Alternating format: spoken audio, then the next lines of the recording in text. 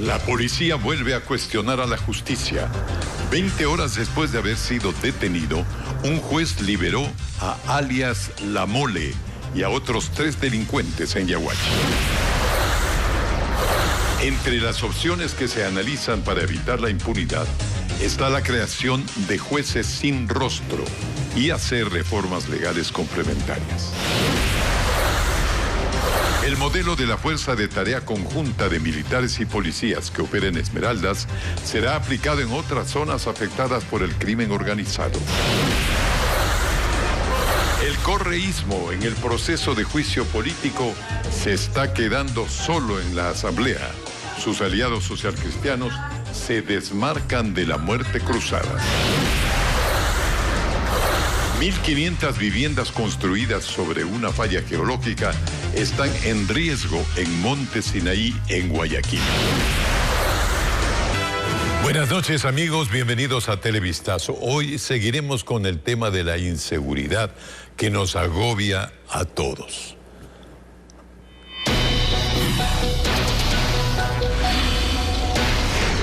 Impunidad. ¿Hay una salida?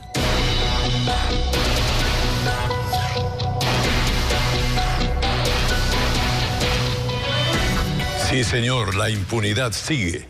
Y hay indignación en la Policía Nacional, porque 4 de 11 personas de la banda Los Águilas quedaron libres luego de que una fiscal del Cantón Yaguachi no formulara cargos. Diego Cuenca tiene este informe. 20 horas fue el tiempo que estuvieron detenidos 4 de los 11 miembros de la organización delictiva Los Águilas. Ellos fueron capturados la noche del martes en medio de un peligroso operativo donde se enfrentaron a tiros con la policía en Yaguachi, provincia del Guayas. A 7 de ellos les dictaron prisión preventiva por tráfico de armas de fuego, pero los otros 4 quedaron en libertad. Ocurrió porque la fiscal del caso no formuló cargos contra los sospechosos.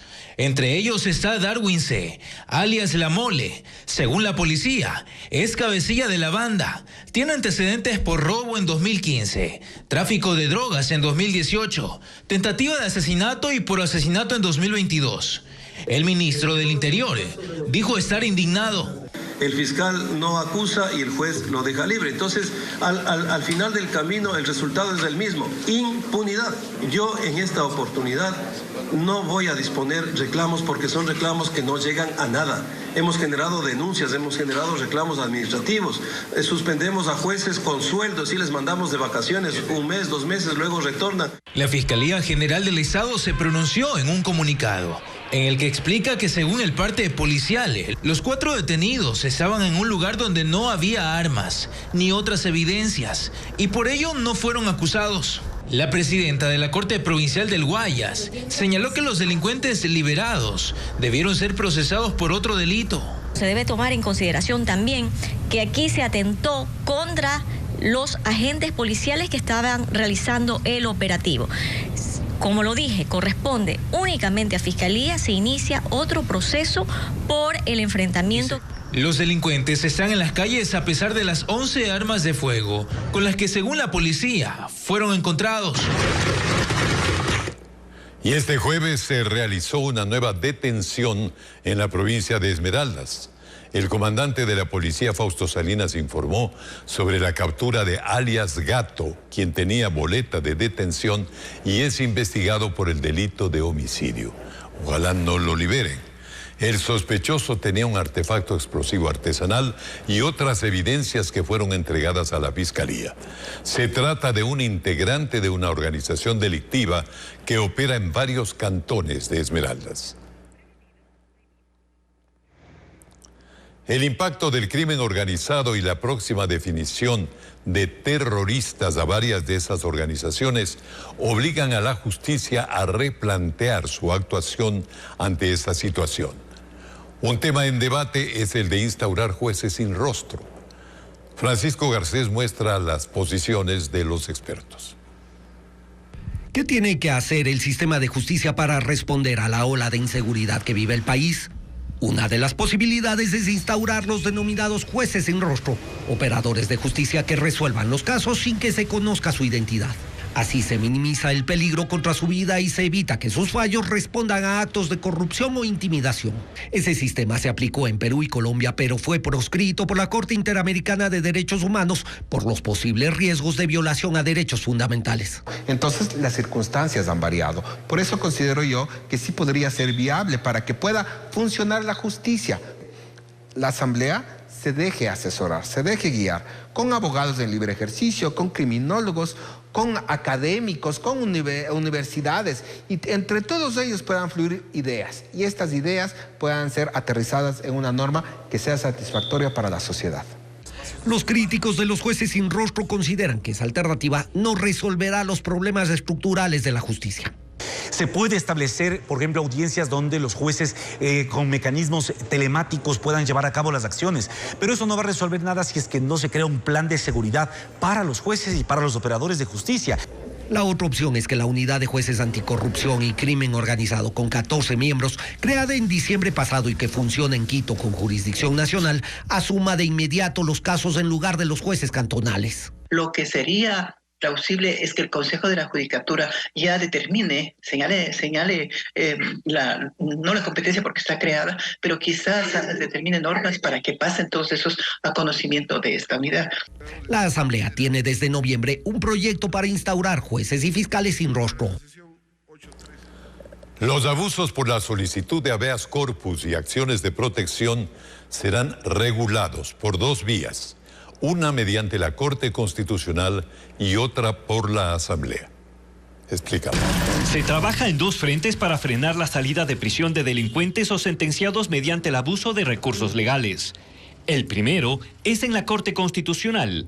El 20 de marzo este organismo seleccionó 4 causas en las que pudo haber excesos o desnaturalización de habeas corpus y acciones de protección. Están relacionados con Jorge Glass y Daniel Salcedo en casos de corrupción y con Leandro Norero, procesado por narcotráfico.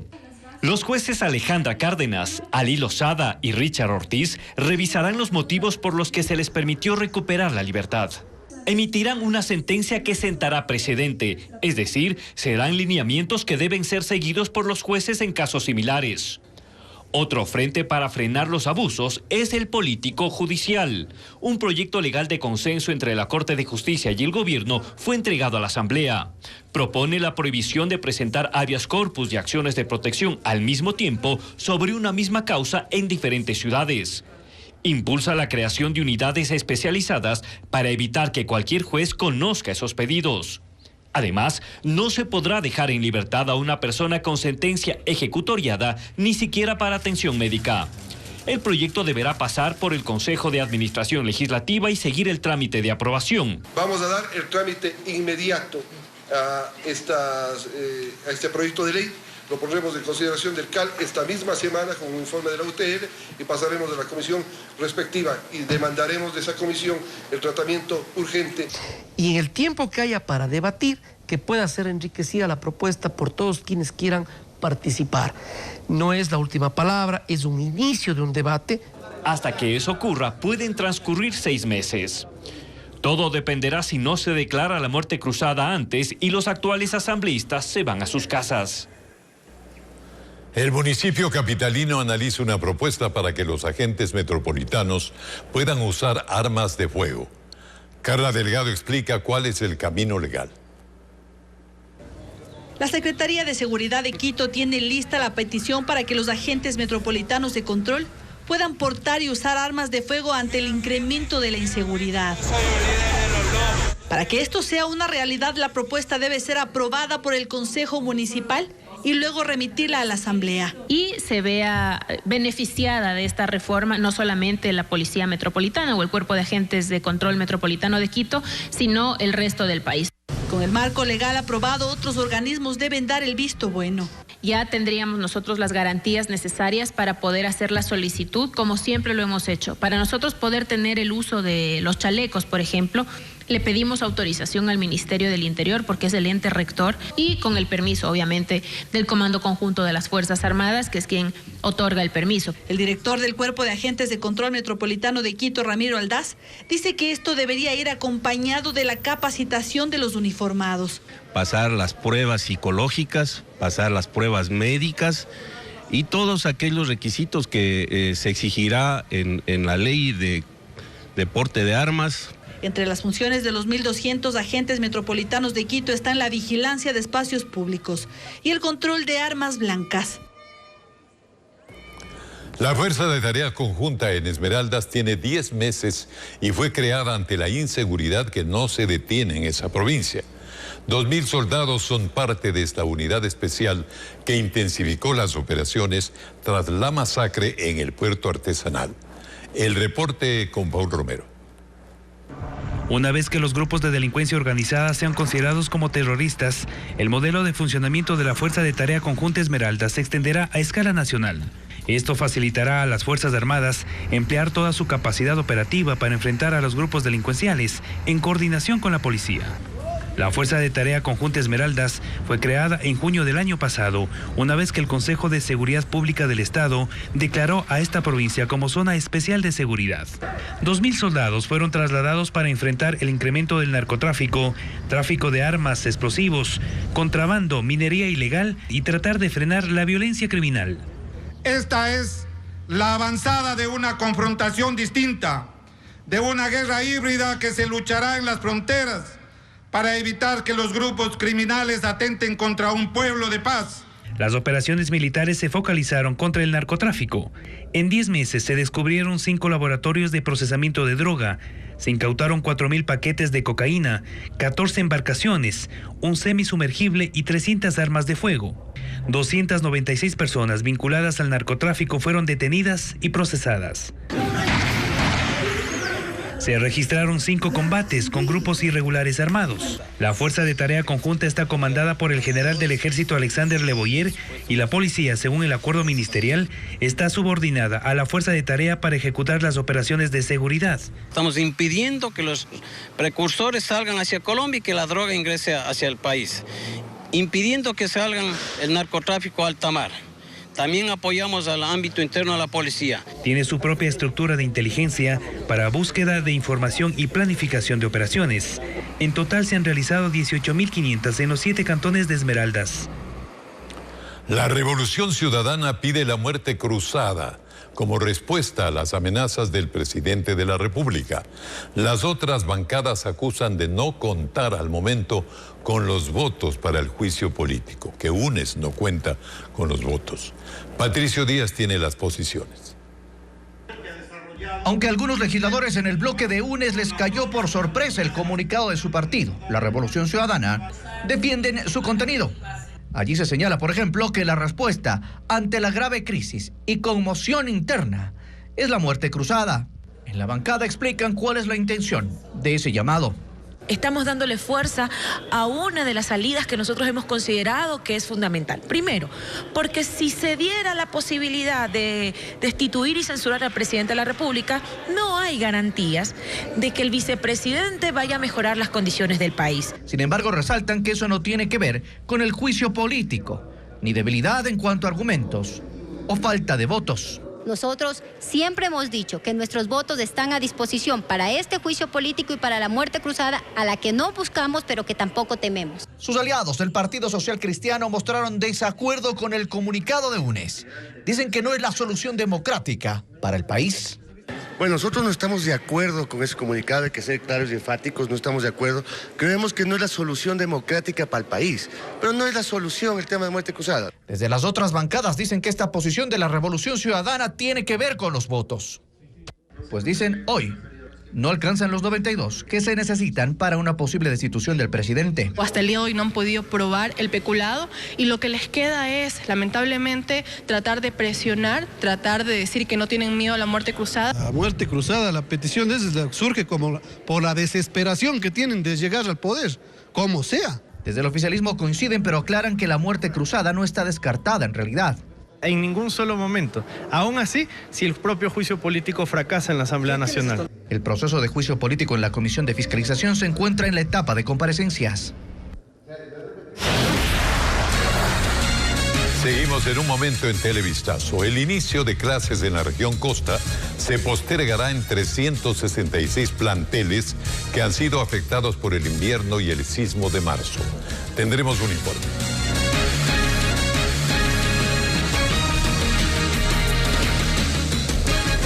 Seguimos. El inicio de clases se postergará hasta una semana en 366 escuelas y colegios afectados por el invierno o el sismo del pasado 18 de marzo. Así lo anunció la ministra de Educación, María Brown, quien explicó que están adecuando estos locales, estos planteles, y que otras 99 instituciones comenzarán en modalidad a distancia. La lista completa de planteles afectados estará disponible a partir de mañana en el sitio web del Ministerio de Educación. Y una falla geológica atraviesa parte del noroeste de Guayaquil, poniendo en riesgo a cerca de 1.500 viviendas asentadas de forma ilegal en esa área. William Young recorrió la zona en Monte Sinaí y tiene un reporte. El área comprometida es de 35 hectáreas. La falla geológica está justo debajo de este cerro, en el sector de Monte Sinaí, en el noroeste de Guayaquil. En 2012 ya hubo un deslizamiento de tierra que afectó a 69 viviendas. Después de eso muchos se evacuaron, pero están regresando y cada día se asientan más personas, aunque todas de forma ilegal, porque está prohibido habitar en esta zona, declarada por el municipio como área de alto riesgo. Si usted se asienta en una zona propensa a deslizamiento, hoy peor, cuando la característica del suelo es como de una arcilla expansiva, van a tener problemas serios cuando construyan su vivienda y se van a colapsar las estructuras. Este cerramiento, que es de la iglesia, se ha desplazado 3 metros. Este es uno de los puntos más críticos en esta zona afectada por una falla geológica. De acuerdo a los informes técnicos del municipio de Guayaquil, aquí existe otra amenaza que aumenta el riesgo de las viviendas asentadas. Por el deslizamiento, por la tierra arcillosa que existe en el sector y además porque este sector es cruzado por un gran canal de aguas lluvias. Los datos municipales de riesgo indican que son unas 1.500 las viviendas en peligro. Algunas se sostienen con cañas, otras ya se han desplomado y se volvieron a construir, aunque aquí quedan algunos pilares tumbados y cubiertos de maleza. Y pese a los avisos de advertencia, aseguran que no van a evacuar. Ecuador ha pagado indemnizaciones millonarias ordenadas por la Corte Interamericana de Derechos Humanos, que ha dictado 42 sentencias en contra del país. Jacqueline Rodas nos cuenta los casos con mayores reparaciones económicas que tiene que hacer el Estado. La condena a Ecuador por violar los derechos del ex vocal del Tribunal Supremo Electoral, Carlos Aguinaga, es la primera del 2023, pero solo una más de un historial que ya suma 42 sentencias en contra del país, emitidas por la Corte Interamericana de Derechos Humanos, que le ha ordenado pagar reparaciones económicas a las víctimas que sobrepasan los $50 millones.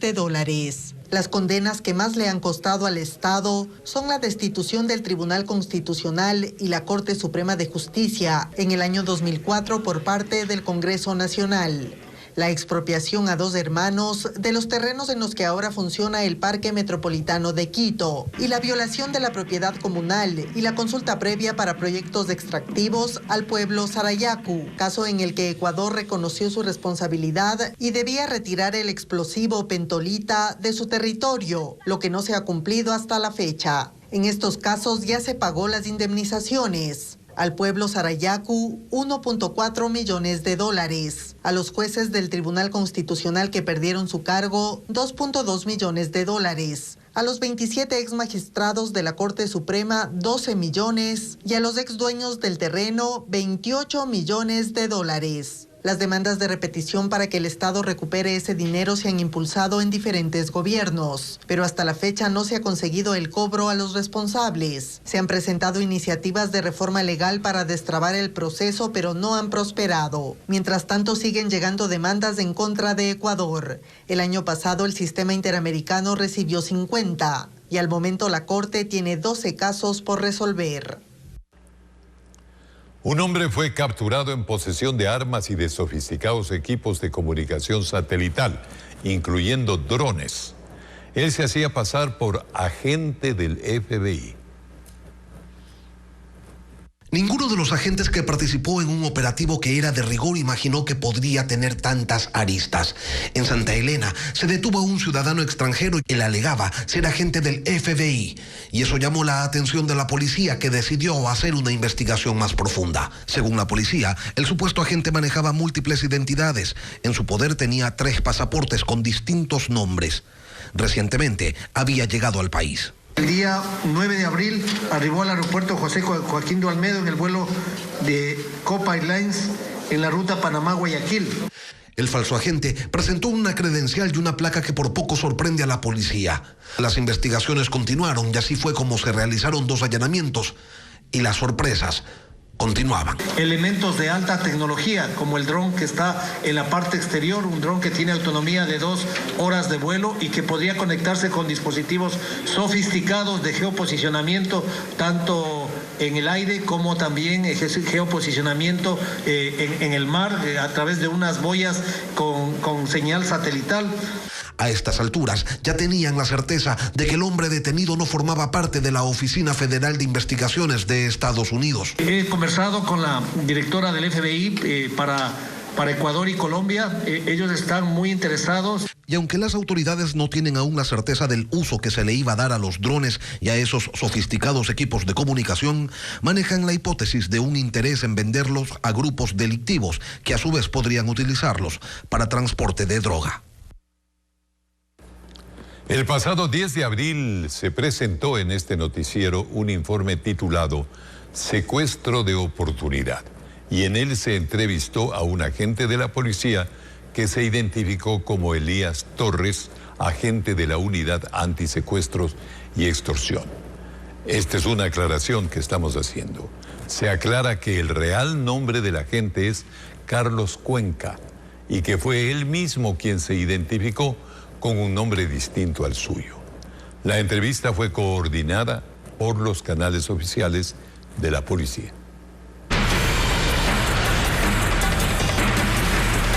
Guayaquil, obras inconclusas.